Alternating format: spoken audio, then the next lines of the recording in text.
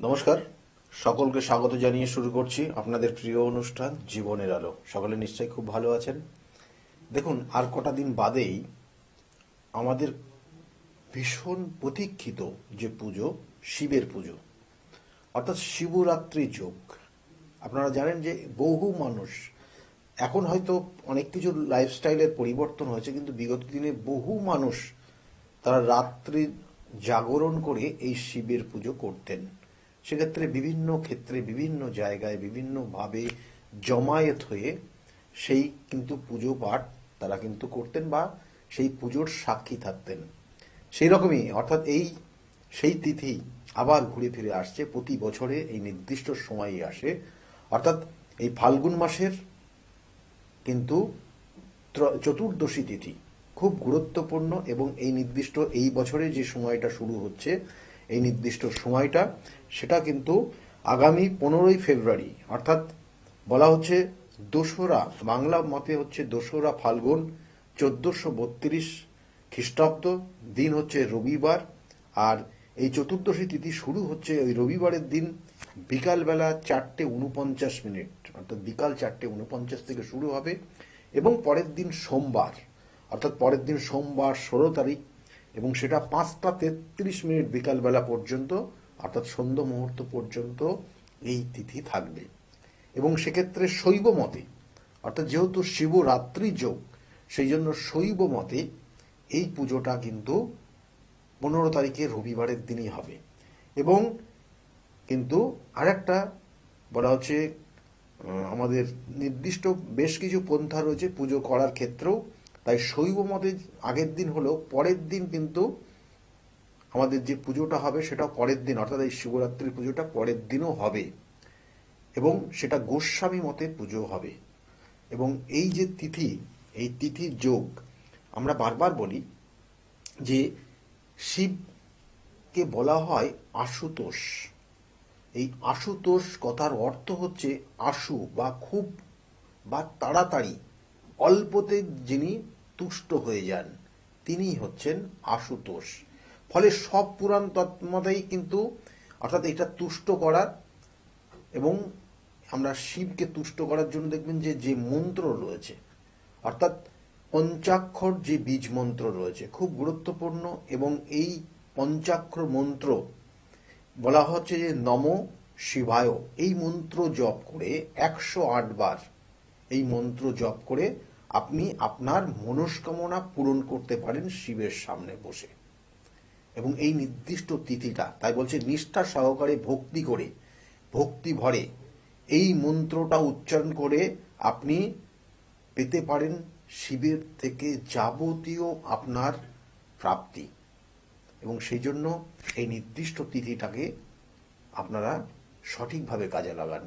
কিন্তু এই মহাশিবরাত্রি পুজো অন্য দিনের শিবের পুজোর মতো কিন্তু হয় না, একটু আলাদা হয়। এই ব্রত, অর্থাৎ এটি বিশেষ একটা পুজোর দিন শিবের। যে কোনো ব্রত পালনের ক্ষেত্রে বিশেষ কিছু নিয়ম থাকে, কিন্তু এই ব্রত পালনের ক্ষেত্রেও কিন্তু সেই তার নির্দিষ্ট নিয়ম রয়েছে। সেই নিয়মগুলো একটু আপনাদেরকে বলবো, কারণ এটা হচ্ছে মহাশিবরাত্রি। এবং যেহেতু সারা দেশব্যাপী এটা কিন্তু পূজিত হবে, এবং বিভিন্ন দেশেও কিন্তু এর পুজো হবে। এবং এই পুজো আমাদের সারা বছরের মধ্যে একটা গুরুত্বপূর্ণ পুজো, এই শিবের পুজো। এবং এটা সর্বশ্রেষ্ঠ একটা কিন্তু ব্রত, যারা এই পুজো পাঠ করবেন। এই মহাশিবরাত্রির আগের দিন থেকে আমরা কিছু নিয়ম পালন করি, অর্থাৎ এই মহাশিবরাত্রি যে যোগে শুরু হবে তার আগের দিন ত্রয়োদশী তিথি, এবং সেই ত্রয়োদশী তিথির থেকে আমরা নিরামিষ আহার করি। যারা সাধারণত আমিষ আহার করেন এবং নিরামিষ আহার করেন, তারা দেখবেন যে ওই আমিষ আহারটাও কিন্তু বর্জন করেন আগের দিন, অর্থাৎ ত্রয়োদশী তিথির থেকে শুরু হয়ে যায়। এবং সংযত থাকতে বলা হয়, কারণ আপনি যখন উপোস করবেন, উপোস বলতে পুজো করবেন, তার জন্য আপনাকে কিছু সংযত থাকতে হবে, কিছু নিয়মের মধ্যে নিজেকে রাখতে হবে, যাতে আপনি একদম সম্পূর্ণভাবে শুদ্ধ অবস্থায় থাকতে পারেন। তাহলে সেই অনুযায়ী আপনাকে সংযত হয়ে নিষ্ঠার সঙ্গে আপনাকে থাকতে হবে। এবং এর সঙ্গে সঙ্গে বলা হচ্ছে এই ফাল্গুন মাসের কৃষ্ণপক্ষের এই নির্দিষ্ট চতুর্দশী তিথি, যেটা জীবনের অনেক কিছু অসমাপ্তির জায়গাকে সম্পূর্ণ করা যায় শুধুমাত্র এই শিবের আরাধনার মাধ্যমে। তাই এই শিবরাত্রির এই নির্দিষ্ট তিথি বলা হচ্ছে মহাশিবরাত্রি বলা হয়। অর্থাৎ এই মহাশিবরাত্রিটাকে কিন্তু আমরা যেমন কি করি না, ত্রয়োদশী তিথির থেকেই যেমন শুদ্ধভাবে থাকতে বলছি, তার সঙ্গে সঙ্গে একদম ঘুম থেকে ওঠার পর স্নান করা এবং তারপরে নির্দিষ্ট যে ক্রিয়া করা, অর্থাৎ ত্রয়োদশীর থেকেই শুরু হয়ে যাবে। আপনি যে স্নান করবেন সেটা তিল জল মেশানো জলের দিয়ে আপনাকে স্নান করতে হবে যাতে আপনি পরিশোধিত থাকেন। তারপরে কি হতে, খাবার অর্থাৎ যে আপনি আহার গ্রহণ করবেন সেই আহারটাও আপনার যেন সম্পূর্ণভাবে সেটা কিন্তু সংযত অবস্থার সেই নির্দিষ্ট আহার হয়। এবং এর সঙ্গে সঙ্গে বলা হচ্ছে যে আপনি ওই দিনটা সম্পূর্ণভাবে নিষ্ঠার সঙ্গে থাকবেন, সৎ পথে থাকবেন, কোনো রকমের নেশা জাতীয় দ্রব্য গ্রহণ করা চলবে না। এবং মহাশিবরাত্রির দিন একেবারে সকালবেলা ঘুম থেকে উঠে আবার সেই ত্রয়োদশীর দিন যেমন আপনি তিল জল মিশ্রণে স্নান করেছিলেন সেটাও আবার আপনাকে করতে হবে। করার পর নিজের মধ্যে একটা সংকল্প নিয়ে আসতে হবে আপনি কি জন্য আজকের এই উপবাসটা করছেন।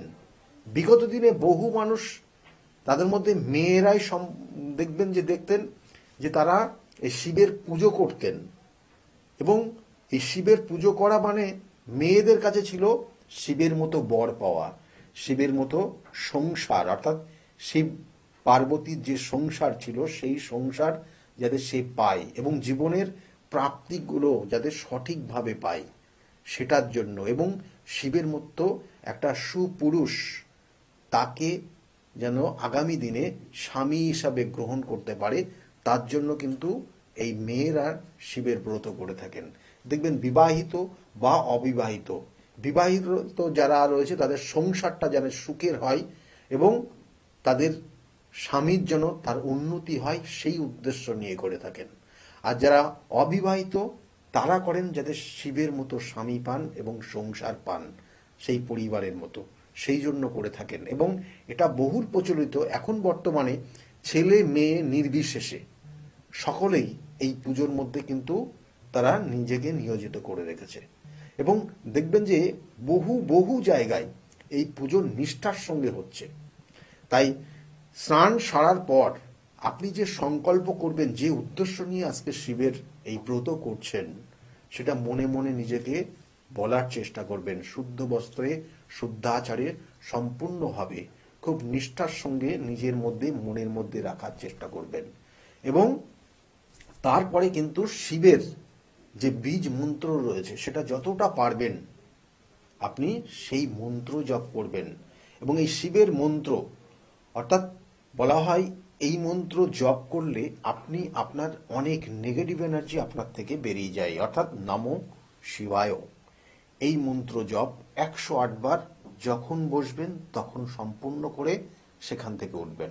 এবং বলা হচ্ছে দুপুরের মধ্যেই শিব পুজোর, অর্থাৎ দেখবেন যে এখন বর্তমানে বিভিন্ন ক্ষেত্রে, যেমন আমি বললাম যে গোস্বামী মতে যে পুজোটা পরের দিন রয়েছে, সেটা যারা করছেন তারা তো তাদের নির্দিষ্ট সময়ের মধ্যে, অর্থাৎ ওই নির্দিষ্ট তিথি যতক্ষণ চলবে 5:33 পর্যন্ত, পরের দিন সেটা 16 তারিখে হবে, এবং সেক্ষেত্রে কিন্তু তাদের নির্দিষ্ট সময়ের মধ্যে হয়ে যাচ্ছে।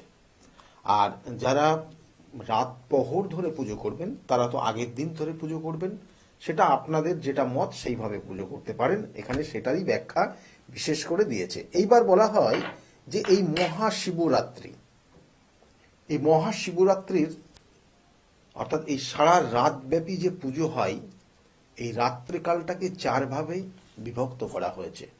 তাই বলা হচ্ছে এই রাত্রিকালকে শিবরাত্রি বলেও সমগ্র রাত্রিকালটাকে 4টি ভাবে বিভক্ত করে আলাদা আলাদা তার নাম দেয়া হয়েছে, এবং আলাদা আলাদাভাবে শিবের ওই নির্দিষ্ট রূপের পুজো হয়।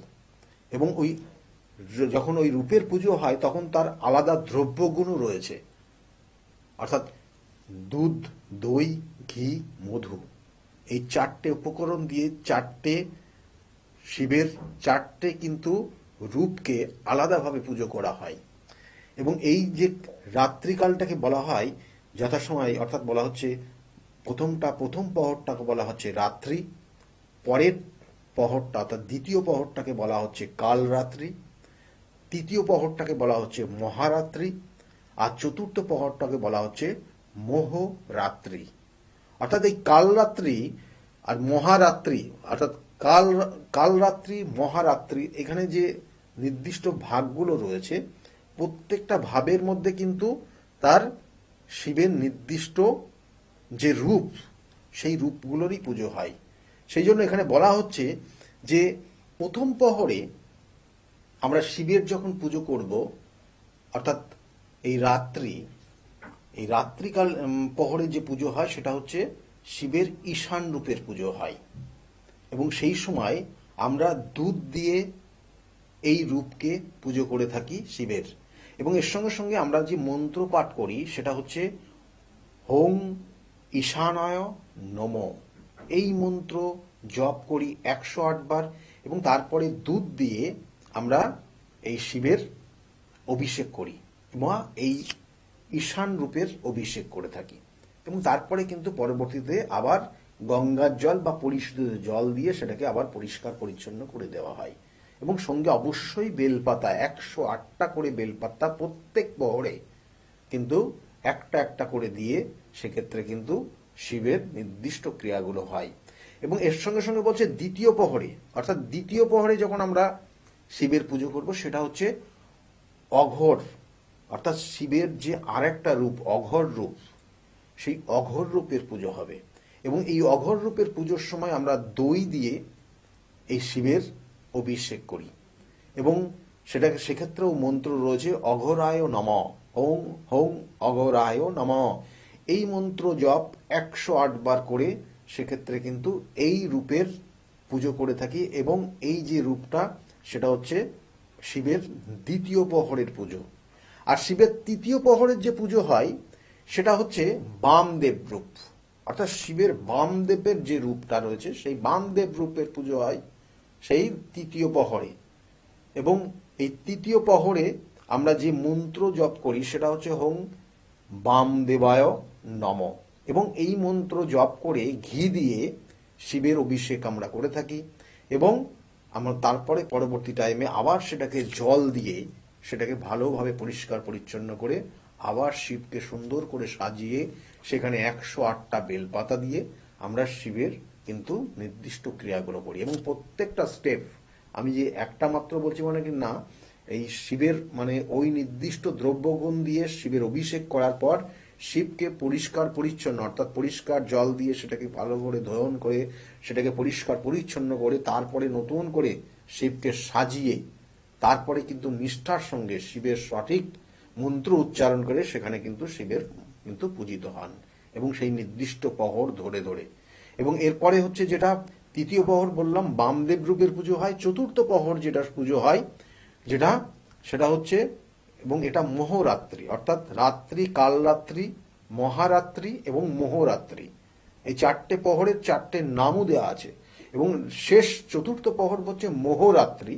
এবং এই মোহরাত্রি পুজোর হয় শিবের যে রূপ সেটা হচ্ছে সদ্যজাত রূপ। শিবের এই সদ্যজাত রূপের পুজো হয় এবং সেক্ষেত্রে সেই মন্ত্র রয়েছে ওং সদ্যজাতায় নম। এই মন্ত্র জপ করে 108 বার জপ করে সেক্ষেত্রে সেই শিবের অর্থাৎ শিবলিঙ্গের ওপর মধু দিয়ে শিবলিঙ্গকে কিন্তু অভিষেক করা হয়। এবং তারপরে সেখানে পরিষ্কার পরিচ্ছন্ন জল দিয়ে পরিষ্কার করে তারপরে সেক্ষেত্রে সেই শিবকে সুন্দর করে সাজিয়ে বেলপাতা দিয়ে তারপরে নির্দিষ্ট ক্রিয়াগুলো করা হয়। এইভাবে শিবের কিন্তু আমরা পুজো করে থাকি। কেন আমরা এই শিবের এই সময় পুজো করি, এর মহত্ব কি, এর গুরুত্ব কি আমরা প্রত্যেকেই জানি বা বিগত দিনে বহু তথ্য থেকে আমরা জেনেছি বিভিন্ন ক্ষেত্রে। এবং শিব পুরাণে এর নির্দিষ্ট করে লেখা রয়েছে। আমি সেগুলো বলবো, অবশ্যই বলবো, কারণ এই শিবের এই নির্দিষ্ট পুজোটা সারা বছরের মধ্যে সব থেকে গুরুত্বপূর্ণ। কারোর ক্ষেত্রে যে কটা পয়েন্ট বললাম, যে মেয়েরা কেন শিবের পুজো করে থাকে, ছেলেরাই বা এখন পুজো করছেন কেন, কারণ শিব কিন্তু অল্পতেই যেমন তুষ্ট হয় এবং শিবের থেকে আমরা অনেক কিছু পাই। শিবই সর্বে সর্বা। শিবের থেকেই আমাদের জীবনের, অর্থাৎ প্রত্যেকটা জীবের মধ্যে শিবের অবস্থান রয়েছে এবং শিবই সত্য, শিবই সব। সেই জন্য শিবের থেকে আমরা যেগুলো গ্রহণ করব সেটা সম্পূর্ণভাবে আমাদের জীব দেহ বা সঠিক নির্দিষ্ট ওয়েতে আপনি বিচারণ করতে পারবেন এবং আপনার জীবনের একটা তৃপ্তি, শান্তি, বোধ আসবে। সেই জন্য দেখবেন যে আমাদের ভারতবর্ষের যে দ্বাদশ জ্যোতির্লিঙ্গ রয়েছে, প্রত্যেকটা জ্যোতির্লিঙ্গ তার জাগ্রত জায়গা থাকে এই নির্দিষ্ট সময় এবং প্রত্যেকটা জ্যোতির্লিঙ্গের যে নির্দিষ্ট নিয়ম মেনে বিভিন্ন ক্ষেত্রে বিভিন্ন সময় সেখানে কিন্তু পূজিত হন এই শিব। দ্বাদশ জ্যোতির্লিঙ্গ অর্থাৎ জ্যোতির্লিঙ্গ বলতে শিব যেখানে তার জ্যোতি প্রকাশ করেছেন, অর্থাৎ শিব যেখানে নিজে সশরীরে প্রকট হয়েছিলেন, সেই নির্দিষ্ট জায়গাগুলো হচ্ছে আমাদের ভারতবর্ষের 12টা জায়গায় রয়েছে এবং সেখানে দ্বাদশ জ্যোতির্লিঙ্গ ভাবে সেখানে কিন্তু তিনি পূজিত হন, অর্থাৎ তিনি সশরীরে ওখানে উপস্থিত হয়েছিলেন। এবং এর সঙ্গে সঙ্গে অর্থাৎ শিব পুরাণে বলছে এই মহাশিবরাত্রির যে ব্রত কথা রয়েছে সেখানে বলছে এক বারাণসী বা কাশীর ধাম, আপনারা বেনারসে বিভিন্ন ক্ষেত্রে আপনারা জানেন এবং সেটাও কিন্তু একটা জ্যোতির্লিঙ্গ, কারণ শিব পার্বতী ওখানেই বিরাজ করতেন সবসময়। ওখানে তারা দুজন সময় পেলেই, অর্থাৎ একটু হাতে সময় থাকলেই সেখানেই তারা বিরাজ করতেন, অর্থাৎ তারা সেখানে বিভিন্নভাবে অবস্থান করতেন। এবং এক সময় বলছে যে এক ব্যাদ, যিনি পশু পাখি শিকার করেন তাদেরকে ব্যাদ বলা হয় এবং তার ওই শিকার করাটাই তার মেন কাজ ছিল এবং সেই শিকার করে সেই শিকারের মাংস বিক্রি করে সে তার জীবন যাপন চালাতেন। একদিন তিনি শিকারে বেরিয়েছেন, কিন্তু শিকারে বেরিয়ে বহু বিপদের মধ্যে পড়ে গেছিলেন। চারিদিক দিয়ে সেই দিনকে সারাটা দিন সে কোনো শিকার তো পায়নি, বরঞ্চ তিনি পথ হারিয়ে ফেলেছিলেন এবং একটা সময় এমন একটা জায়গায় পৌঁছে গেছিলেন, শেষ পর্যন্ত সেই রাত্রেকালে সেই পশুদের তাড়া খেয়ে শেষ পর্যন্ত সে গাছে অবস্থান করে, একটা নির্দিষ্ট গাছে অন্ধকারে, এবং কি গাছের অবস্থান করছে সে নিজেও জানতো না। সেই গাছে অবস্থান করে ডাল ঝুলে ডালের ওপর শয়ন করে সে সারাদিনের যে আজকে সে কি করলো সেটা ভাবতে থাকে এবং যে সে আজকে কোনো রোজগার করলো না, আজকে কোনো কিছু স্বীকার করতে পারলো না বলে তার সংসার চালাতে পারবে না, কালকে খুব কষ্টের মধ্যে পৌঁছাবে, কষ্টের মধ্যে তাকে দিন কাটাতে হবে। সে যখন ভাবতে থাকছে তখন তার চোখ দিয়ে হঠাৎ করে জল পড়ে এবং তার সঙ্গে সঙ্গে দেখবেন যে আমরা যখন কোনো কিছু চিন্তা করি হাতের কাছে যে জিনিসটা থাকে সেটাকে নাড়াচাড়া করি এবং ও ঠিকই ওই গাছের ডালে যে পাতাগুলো ছিল সেগুলো একটা একটা করে ছিঁড়ছে আর নিচে ফেলে দিচ্ছে আর ওইটা ভাবছে, কিন্তু নিচে ছিল শিবলিঙ্গ এবং ওই নির্দিষ্ট দিনটা ছিল শিব চতুর্দশী তিথি এবং তার দুঃখে তার চোখ দিয়ে জল পড়ছিল এবং সেই পাতা যেখানে পড়ছিল সেখানেই তার চোখের জলটা পড়েছিল এবং সেটা ছিল নিচে শিবলিঙ্গ এবং শিবলিঙ্গের ওপরে সেই বেলপাতা ফেলেছিল। এবং এইটা যখন ও পরবর্তী টাইমে বাড়ি ফিরে আসলো, পরে নিচে যখন নাবতে গিয়ে দেখে সেখানে শিবলিঙ্গ রয়েছে এবং ওই নির্দিষ্ট জায়গাগুলো দেখে সেখানে নিজে প্রণাম করে সে বাড়িতে চলে আসলো। বাড়িতে আসার পর তার বাড়িতে তার সংসারটাই চলে তার ওই শিকারের ওপর। সে যখন শিকার ছাড়াই চলে এসছে পরের দিন সকালবেলা বাড়িতে এসে দেখে তার এক আত্মীয় এসছে এবং সেই আত্মীয়কে তার তার আহার দিতে হবে। প্রত্যেক আত্মীয়, অর্থাৎ যখন দেখবেন যে আত্মীয় স্বজন আসে, কুটুম্ব, তার নির্দিষ্টভাবে সেক্ষেত্রে কিন্তু তার সেই আহার বলুন তার নির্দিষ্ট যে নিয়ম রয়েছে সেইগুলো কিন্তু পালন করতে হয়, তাতে গৃহের শান্তি হয়। তো সেক্ষেত্রে সেও কিন্তু তার নিজের আহারটা নিজে উপোস থেকে তার নিজের আহারটা তার সেই আত্মীয়কে দিয়ে খাওয়ায়, অর্থাৎ তাকে আহার হিসাবে দেয় এবং এখানেও সে পূর্ণ করলো। কেন বলা হয় যে শিবের যে পুজো করেন তিনি যেমন উপবাস থাকেন, কারণ তিনিও উপবাস ছিলেন আগের দিনটা, শিব দোসর দিন সারা দিন ঘুরে কোনো কিছু না পেয়ে রাত্রিকালে সেই শিবলিঙ্গের ওপর সে ছিঁড়ে ছিঁড়ে বেলপাতা ফেলেছিলেন অজান্তেই, এবং তার সঙ্গে সঙ্গে চোখের জলও পড়েছিলেন এবং তা পড়েছিল সেখানে, এবং সেক্ষেত্রে শিব পূজিত হয়েছিল তার জ্ঞানত বা অজ্ঞানত কারণবশত। এবং তখন যিনি যখন নিজে নেমেছিলেন তখন দেখেছিলেন সেখানে শিবলিঙ্গ রয়েছে, এবং তিনি প্রণাম করে বাড়িতে আসলেন, তারপরে আত্মীয়দেরকে সেবা দিলেন তার নিজের আহার না করে, এবং এটা তার আশীর্বাদ পেয়েছিলেন শিবের, এবং এই আশীর্বাদ বলে তিনি একসময় খুব অসুস্থ হয়ে যান এবং মারা যাওয়ার মতো পরিস্থিতি তৈরি হয়, এবং যমদূত তাকে নেওয়ার জন্য চলে আসে, অর্থাৎ যমরাজের আদেশে যমদূত চলে আসে তাকে নেওয়ার জন্য। এই মতো অবস্থায় শিবের দূত পাঠিয়ে দেয় সেখানে যে তাকে কোনোভাবে নিয়ে যাওয়া যাবে না, এবং সেই যমদূতদেরকে বলে আমরা শিবের দূত, একে কোনোভাবে নিতে পারবে না, কারণ ইনি শিবের আশীর্বাদ প্রাপ্ত। সেই জন্য বলা হয় যে এই নির্দিষ্ট তিথিতে যদি আপনি যত রকমের পাপই করুন না কারণ সে পশু, সে জীব হত্যা করেছে, সে পাপ করেছে, কিন্তু সেই পাপ কিন্তু সেই প্রায়শ্চিত্ত করেছে সেই শিবলিঙ্গের ওই নির্দিষ্ট দিন বেলপাতা দিয়ে। তাই এই নির্দিষ্ট তিথিতে আপনি যদি শিবলিঙ্গে বেলপাতা দিয়ে বা শিবের সঠিক অভিষেক করে নিজেকে সেই জায়গা, অর্থাৎ আপনি নির্দিষ্ট সংকল্পের মধ্যে দিয়ে আপনি যেতে পারেন, তাহলেও আপনার জীবনের সেই শিবের আশীর্বাদ আপনি পাবেন। অনেক পাপ, অনেক দোষ ত্রুটি সেখানে মার্জনীয় হবে শিবের আশীর্বাদে। এবং এই জন্যই বলা হচ্ছে এই নির্দিষ্ট তিথিতে দেখবেন বহু ক্ষেত্রে আমাদের কখনো কখনো দুর্ঘটনার যোগ থাকে।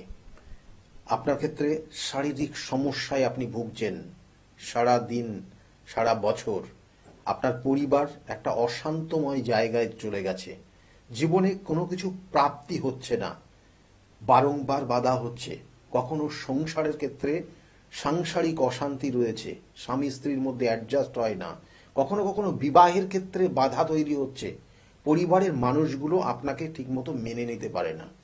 এগুলো কিন্তু প্রত্যেকটাই এই নির্দিষ্ট উপবাস থেকে যে সংকল্প করা হয়, প্রত্যেকটা মা বোন যারা পুজো করছেন তাদের নির্দিষ্ট সংকল্পটাই এটা, যে আগামী দিনের সংসার যাতে উন্নতি হয়, নিজের সংসারটা যাতে আরো উন্নতির জায়গায় নিয়ে যেতে পারি, এবং সেইভাবে আমি যদি চলতে পারি স্বামীর যাতে উন্নতি হয়, এই সংকল্প নিয়েই তারা পুজো করছেন। সেই জন্য এই নির্দিষ্ট তিথিতে যাদের ক্ষেত্রে বিভিন্ন দোষ থাকে, আমাদের জন্মছকে গ্রহ নক্ষত্রের কানেকশন অনুযায়ী বিভিন্ন ধরনের সমস্যা থাকে, কারোর ক্ষেত্রে মাঙ্গলিক দোষ, কারোর ক্ষেত্রে ছন্ন ছাড়া দোষ, কারোর ক্ষেত্রে শাপিত দোষ, কারোর ক্ষেত্রে গ্রহণ দোষ, কারোর ক্ষেত্রে দেখা যাচ্ছে যে এমন কিছু দোষ রয়েছে যাদের জীবনের একটা দুর্বিষহ জায়গার মধ্যে দিয়ে যাচ্ছেন, জীবনে ছোট থেকেই কষ্টটাই ভোগ করছেন বেশি। একটা সময় হয়তো খুব ভালো সময় ছিল কারোর, কিন্তু এখন যে বর্তমান সময়টা আপনাকে দেখে মানুষ পালিয়ে যাচ্ছে, ভয়ে চলে যাচ্ছে। সুতরাং এইগুলো আপনার জীবনের একটা পরিণতির জায়গা। সেই জন্য সেখান থেকে বেরিয়ে যাওয়ার জন্য এই নির্দিষ্ট তিথিটাকে কাজে লাগুন। আমি বারবার বলি যে তিথি নক্ষত্র দেখে যদি সঠিকভাবে কাজ করা যায় তাহলে সেখান থেকে আপনি পরিত্রাণ পাবেন। এবং তার জন্যই এই আগামী যে অমাবস্যার তিথিটা, যাদের ক্ষেত্রে বিভিন্ন ধরনের যে সমস্যাগুলো বললাম সেগুলো যদি থাকে তার প্রতিকার প্রতিবিধান করিয়ে নেবেন, এবং প্রতিকার প্রতিবিধান এবং সঠিক গাইডলাইন জীবনকে পরিবর্তন করতে পারে। সেজন্য বিগত দিনে বহু মানুষ তাদের আজকে প্রতিকার প্রতিবিধান করে তারা খুব ভালো জায়গায় রয়েছে। তাদের মুখ থেকে শুনুন তারা কতটা ভালো রয়েছে। সকলে ভালো থাকবেন, আগামী দিনগুলো প্রত্যেকের জন্য খুব শুভ হয়, এই শুভ কামনা রইল। নমস্কার। ডক্টর গৌতম শাস্ত্রী আর 5 জন অ্যাস্ট্রোলজারের থেকে কেন তিনি আলাদা? স্বাভাবিকভাবে আপনাদের মনে এই প্রশ্ন আসতেই পারে। দূর দূরান্ত থেকে নানান সমস্যায় জর্জরিত মানুষ ছুটে আসেন তার কাছে। গ্রহদোষ হোক কিংবা কাল সর্পদোষ, অথবা ধরুন মাঙ্গলিক দোষ কিংবা অন্য যে কোনো সমস্যা, তারা জানেন সব সমস্যার স্থায়ী সমাধানে এক এবং অদ্বিতীয় ডক্টর গৌতম শাস্ত্রী। চলুন আজ আপনাদের সাথে পরিচয় করিয়ে দিই এমন কিছু মানুষের, এবং শুনে নিই তাদের কথা। ছেলে ফোন করলো আপনাকে? হ্যাঁ, ছেলে হঠাৎ করে মানে আমাকে- হঠাৎ করে ফোন? হঠাৎ করে একদিন ফোন করে বলছে, বাবা তুমি কোথায় আছো, আমি একটু অসুবিধার মধ্যে পড়ে আছি, তো আমি তোমার সঙ্গে ইমিডিয়েট কথা বলতে চাই। আমি তখন ওখান থেকে দিল্লিতে ছিলাম, দিল্লি থেকে আমার মানে ফ্লাইট করলাম, ফটাফট এমার্জেন্সিতে আমি চলে এলাম। আর ছেলে ফোন করেছে, এটা আমার কাছে একটা বিশাল বড় একটা মানে যে ছেলে চলে গিয়েছিল মানে বাবাকে একটু বলতে গেলে আপনার ছেলের সাথে প্রায় সম্পর্ক শেষ, তলানিতে এসে ঠেকেছিল। সেই ছেলে কিন্তু মিরাকেল ভাবে আপনাকে ফোন করলো এবং বললো যে আমি আসতে চাই বাবা। আসতে চাইবো। এবং ডক্টর গৌতম শাস্ত্রীর কাছে এই বিষয়টা নিয়ে উত্থাপন করার ঠিক 41 কি 42 ডেজ এর পরেই উনি চলে এলেন, তাই তো? উনি চলে আসার পর, বাবা আমি তোমার কাছে থাকতে চাই, আর তুমি কি পড়াশোনা করবে? তো বললো, বাবা তুমি কি বলতে চাও? আর তুমি সিএ পড়ো, আমার যখন বিজনেস আছে, তোমারই ওয়ারিশ সূত্রে তুমি। তারপরে আমি আলোচনা করে 70% শেয়ার ওনাকে দিয়ে ছেলেকে দিয়ে দিলাম। আমি এখন প্রায় 1 বছরের ওপর হয়ে গেছে, এখন ছেলেটা এখানে সিএ পড়ছে, সেটেল হয়ে গেছে পুরো। সব থেকে বড় ব্যাপার, কম্পিটিশন মার্কেট ওয়েস্ট বেঙ্গলের মধ্যে, ইন্ডিয়াতে আমাদের প্যান ইন্ডিয়াতে কাজ চলছে। আমি অনেক কন্ট্যাক্ট আমার কাছে আছে, বাট রেলের টেন্ডারের জন্য আমার খুব ঝামেলা চলছিল প্রচন্ড ভাবে। হঠাৎ করে রেলের ডিআরএম, এই যে আসানসোল আর এই যে আমাদের আন্ডার ডিভিশনের যে ডিআরএম একদিন আমাকে ফোন করছে, বাবু আপনি তো L1 হয়ে গেছেন, আপনি জানেন না? আমি দেখিনি, আমি হোপলেস হয়ে গেছিলাম, না রেলের টেন্ডার কি হবে, আমি একটা সাধারণ মানুষ, অত বড় টেন্ডার আমি কি করে পাবো? ফট করে দেখি অনায়াসে বলছে আপনি তো L1 হয়েছেন, 28টা কোম্পানির মধ্যে আপনি L1 হয়েছে। আচ্ছা, এই একটা গেল। তারপরে এটা টোটালি ডকুমেন্টস আছে, এ নয়, এটা টোটালি আমাদের 37,000 ইন্ডাস্ট্রি আছে ওয়েস্ট বেঙ্গলের মধ্যে। তার মধ্যে 500 ইন্ডাস্ট্রিকে সেন্ট্রাল চুজ করেছে, যেটা বেশি এমপ্লয় করে। 500 কোম্পানির মধ্যে আমাদের কোম্পানি একটি কোম্পানি, এটা আমার কাছে সব থেকে বড় পাওনা। প্রসঙ্গে কি আমি বলতে পারি যে বন্ধ ভাগ্যের দরজা খুলে দিতে পারেন ডক্টর গৌতম শাস্ত্রী? আমি এটা 80% আমি আমার মনের মানে 80% বলতে পারি। আমি 20% থেকে রাখতে পারি না, কারণ ভাগ্য একটা কাজ করে। 80% আমি বলে দিতে পারি। খুব ভালো লাগলো জগৎ মিত্রের সঙ্গে কথা বললাম। শুনলেন তো, এনাদের প্রত্যেকের আশা, ভরসা এবং বিশ্বাসের একটাই নাম, ডক্টর গৌতম শাস্ত্রী, যার সম্পর্কে আমরা এত কিছু শুনলাম। চলুন এবার দেখে নিই তিনি কি বলছেন। সত্যি শুনলে আমার এমনিতেই ভালো লাগে যে দাদা আমার এই সমস্যাটা ছিল, আমি এখান থেকে বেরিয়ে আসলাম, আমার ভালো হয়ে গেছে, আমি চাকরি পেয়েছি, আমার সন্তান হচ্ছিল, সন্তান এসছে, আমার চাকরিটার জন্য খুব সমস্যা ছিল, আমি চাকরি পেয়ে গেছি, আমার প্রমোশন পেয়ে গেছি, আমার বাড়ি একটা কেনার দরকার ছিল, বারংবার বাধা হচ্ছে, বাড়ি পেয়ে গেছি, আমার স্বামী স্ত্রীর মধ্যে প্রচন্ড সমস্যা ছিল, বর্তমানে আমরা এখন খুব ভালোভাবে আছি, পরবর্তীতে বিভিন্ন ধরনের প্ল্যানিং রয়েছে কিভাবে কি করা যায়। এই ধরনের ক্লায়েন্টই কিন্তু আমার কাছে বেশি দেখবেন, অর্থাৎ সবই রেফারেন্স ক্লায়েন্ট, অর্থাৎ তারা প্রতিকার নিয়েছে। আমি বারবার বলি যে প্রতিকার আগেই আপনার দেওয়া সম্ভব, দরকার নেই, আপনি কিছুদিন ওয়েট করুন। বা কখনো কখনো বলি যে দেখুন, যে অনেকে আসে যে আমার এই প্রতিকার সব একসঙ্গে করে দেন, আমি বলি না, দরকার নেই। দেখো অনেক সময় মেয়ের করাচ্ছে, ছেলের করাচ্ছে, হাজবেন্ড সবার করাচ্ছে, আমি বলছি একজনের নেন, তারপরে আপনি সেখান থেকে রিকভারি করুন, সেই জায়গাটা কতটা ফল পাচ্ছেন দেখুন, তারপরে নেক্সট পরবর্তী জায়গাগুলো করে দেবো। এবং সেইভাবেই আমি দিই, অর্থাৎ আজকে ছেলের জন্য এসছে, ছেলের দুদিন পরে দেখুন তার কতটা ফিডব্যাক, ভালো পজিটিভ জায়গা আসছে কিনা, এবং তারা সেটা দেখছে পজিটিভ জায়গায় আসছে, ভালো হচ্ছে, তারপরে অন্যান্য পরিবারের সমস্ত মেম্বাররাই করছে। আমি এইভাবেই করে দিই। অন্যরকম মনে করবেন, কারণ আপনি প্রশংসা শুনতে পছন্দ করেন না। এটা দেখুন, এগুলো মানে প্রত্যেকটা ক্যালকুলেশনের বিষয়। জ্যোতিষশাস্ত্র সবসময় ক্যালকুলেশনের উপর ডিপেন্ড করে, এবং সেটা সঠিক ক্যালকুলেশন যে পারে সে করতে পারে, এবং সেটা সবটাই গুরুমুখী বিদ্যা। গুরুমুখী বিদ্যার বাইরে আপনি কোনোভাবে কিছু করতে পারবেন না। আর দেখুন, আমি শুধুমাত্র যে শুধু ওয়েস্ট বেঙ্গল বলুন তা না, আমার অল ইন্ডিয়া বেস আমার ক্লায়েন্ট রয়েছে, এবং অল ইন্ডিয়া শুধু বললে ভুল হবে, আমার কিন্তু অল ওয়ার্ল্ড বেস করে এখন বর্তমান ক্লায়েন্ট রয়েছে। তারা বিভিন্ন সূত্র ধরে তারা সেই যোগাযোগ এসছে, এবং তারা এই আবার বলছি, এগুলো কিন্তু প্রত্যেকটা তারা একজন প্রতিকার নিয়েছে তার সূত্র ধরে, তারাও কিন্তু প্রতিকার নিয়েছে। আজকে এই যে গত দুদিন আগে ফোন করেছিলেন একজন, তাকে আমি 1 মাস আগে প্রতিকার দিয়েছি, সেটা প্রতিকারটা পৌঁছাতে পারেনি, তারা নিজেরা পৌঁছে দিয়েছে। আমি সেই জন্য বলি যে অল ইন্ডিয়া সার্ভিস আমরাই দেব, আর ওয়ার্ল্ড বেস সার্ভিসটা আপনাদের দায়িত্বে সেটা কালেক্ট করতে হবে। এবং সেইভাবে কিন্তু তারা নিয়ে যাচ্ছে এবং বললো যে আপনি কাজ করার পর, এই যে 1 মাস কাজ হয়ে গেছে, আমি কাজ করার পর আমার মা যখন আমাকে বললো যে তোমার কাজ কমপ্লিট হয়ে গেছে, আমি তারপরে কিছুদিনের পর থেকে আমার যে সমস্যা ছিল পুরো সমস্যা কেটে গেছে। কিন্তু তা কেন হয়েছে তার জন্য কিন্তু কারণ রয়েছে। আমি বারবার বলি, দেখো প্রতিকার প্রতিবিধান যে জিনিসটা দেওয়া হয়েছে, আপনার সন্তান সেটা ধারণ করতে পারছেন না, সেটা তার জন্য মা বা বাবা যে কোনো একজন করতে হবে। অর্থাৎ সন্তানের জন্য মা বাবা করলেই সেটার এফেক্ট হবে। এবং সেই অনুযায়ী ওনারা বাইরে ছিলেন, ওনারা ইউএসএ আছেন, কিন্তু আজকে তিনি এই কলকাতার একটা নির্দিষ্ট জায়গায় থেকে তার মা সেই ক্রিয়া নির্দিষ্ট করেছে, তার এফেক্টটা সে পেয়েছে। কারণ প্রত্যেকটা এটা কিন্তু নারীর টান সন্তানের সঙ্গে মা বাবার, তাহলে সেই নারীর টানটা কিন্তু অবশ্যই কার্যকরী। এবং সেই জন্য আমি বারবার বলি, প্রতিকার প্রতিবিধান সঠিক গাইডলাইন জীবনকে পরিবর্তন করতে পারে।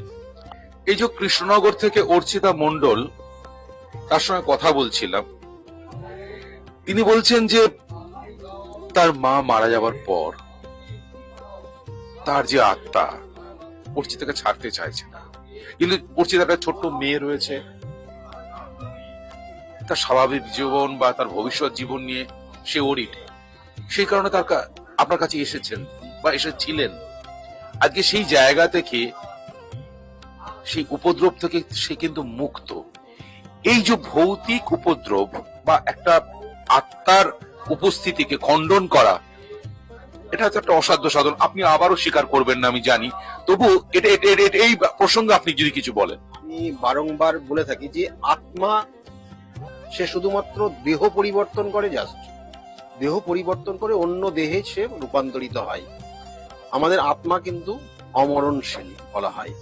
এবং এই যে উনার ক্ষেত্রে আমি দেখেছি, দেখবেন যে আপনি সামনে যখন দেখবেন ওনাকে, তখনই মনে হবে যেন ওনার মধ্যে একটা নেগেটিভ এনার্জি কাজ করছে। এটা যারা মোটামুটি বোঝেন তারা সামনে গেলে বুঝতে পারবেন যে ওনার মধ্যে নেগেটিভ, ওনার চোখের দেখার ভাব বা অন্যান্য সব ক্ষেত্রে, এবং ওনার বাস্তুগত জায়গাতেও সমস্যা রয়েছে, এবং সেটা হয়তো মনে হয় সেখান থেকে পরিবর্তন করে ফেলেছে, কিন্তু ওনার মধ্যে সেই নেগেটিভ এনার্জিটা অলরেডি প্রবেশ করেছে। এবং সেটা যদি ওনার সামনে বলি তাহলে ওনারা অনেকটা ভীত হয়ে যাবে, ভয় পেয়ে যাবে। সেটা তো ওনাদেরকে সেইভাবে বলা হয়নি, বলা হয়েছে যে এটার একটা এফেক্ট রয়েছে আপনার।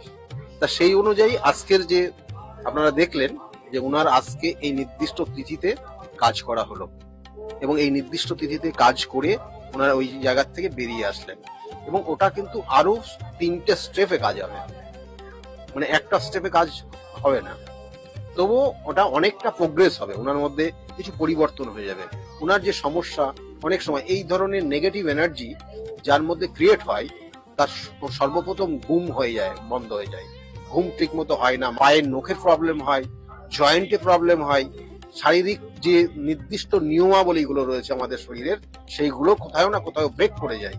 তাহলে এগুলো আপনারা বুঝবেন। তাহলে এবং খাওয়া দাওয়া অনেক সময় এদের ক্ষেত্রে কিন্তু কম হয়ে যায়, আবার কথায় কথায় এরা রেগে যায়, এটা ওনার মধ্যে রয়েছে। সেই জন্য আজকে নির্দিষ্ট ক্রিয়ার মাধ্যমে সেটাকে নির্দিষ্টভাবে প্রতিকার প্রতিবিধান করা হলো। এবং এই প্রতিকার প্রতিবিধান নিয়ে আজকে আগামী কটা দিন সেইভাবে করবে, ক্রিয়া করবে, ওনাকেও ক্রিয়া করতে হবে যাতে ওনার ওই অশুভ শক্তিটা ওনার আশেপাশে না আসতে পারে।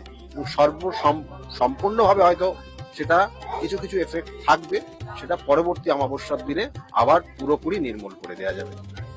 আরেকজন ভদ্রমহিলার সঙ্গে কথা বলছিলাম, তিনি বললেন যে আমার মেয়ের চাকরি এবং চাকরি পাওয়ার পর তার প্রমোশন, সেটা কিন্তু স্যারের হাত ধরেই হয়েছে। এটা কি করে সম্ভব? চাকরি তো পেয়েছে ঠিক আছে, তারপরে তার প্রমোশন, যেখানে প্রমোশনটা হবার নয় সেই প্রমোশন সে পেয়ে গেল, তার কৃতজ্ঞতা স্বরূপ আজকের এই তিথিতে সে পুজো দিয়ে দিয়েছে। কিছু কিছু ক্ষেত্রে দেখা গেল তার প্রতিভা রয়েছে, কিন্তু সেই প্রতিভা সে সঠিকভাবে কাজে লাগাতে পারে না। এগুলো জন্মছকের নির্দিষ্ট কিন্তু ক্যালকুলেশনের মাধ্যমে বার করা সম্ভব হয়। এবং সেটা আমি দেখি যে হ্যাঁ, এই জাতকের প্রতিভা রয়েছে কিন্তু সে কাজে লাগাতে পারছে না। কি কারণ? কারণটা এই কারণ। তাহলে কারণ আমি যখন বললাম এবং ব্যাখ্যা করলাম এবং যখন বিস্তারিত বলতে থাকলাম, তখন বললো হ্যাঁ আমার এটাই হচ্ছে। তখন ওই সেই নির্দিষ্ট পয়েন্টটা জাস্ট প্রতিকার প্রতিবিধান মানে ক্যালকুলেশন ফার্স্ট। অর্থাৎ আপনি যখন রোগ এর জন্য কোনো ডাক্তারের কাছে ট্রিটমেন্টে যান, তখন সর্বপ্রথম যিনি ডাক্তার তিনি কিন্তু ডাক্তারবাবু কিন্তু সর্বপ্রথম একটা টেস্ট করেন, যে টেস্টের মাধ্যমে সেটা কনফার্ম হন যে এই রোগটা ওনার মধ্যে রয়েছে কি না। এবং টেস্টে যখন রিপোর্ট আসে হ্যাঁ, তার মানে তখন তারপরে তার উপরে কিন্তু সঠিক মেডিসিন দেন।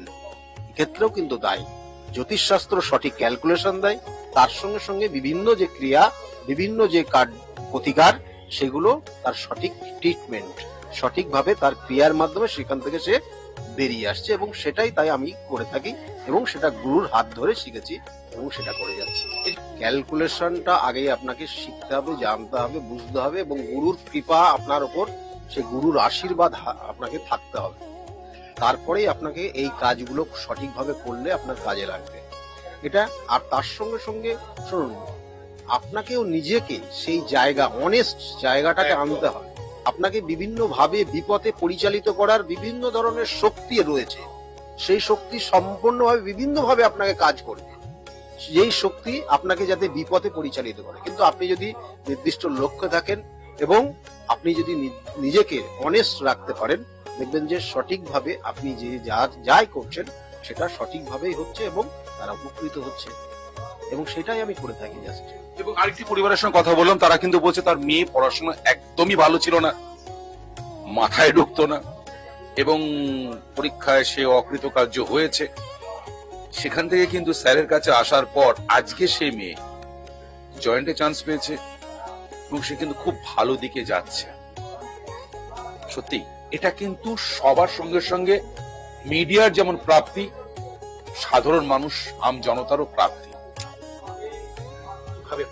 কিছু কিছু সমস্যা থাকে যেগুলো সাময়িক হয়, আমি তার জন্য প্রতিকার প্রতিবিধান দিই না। অনেক ক্ষেত্রে আমি দেখবেন যে প্রতিকার প্রতিবিধান দিই না বলে তারা হয়তো একটু রেগে যায় যে আসলাম, আমার একটা প্রতিকার দরকার ছিল, দিল না।